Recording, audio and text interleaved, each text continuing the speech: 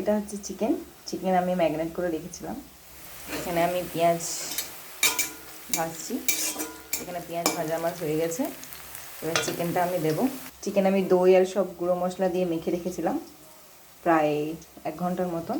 So দেখতে পাচ্ছ। এবার আমি এটা দিয়ে দেবো।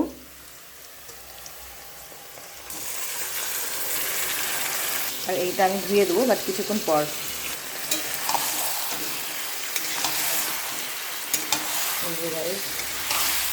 চিকেন আজ নাইটে চিকেন খাবো অ্যান্ড ফ্রায়েড রাইস।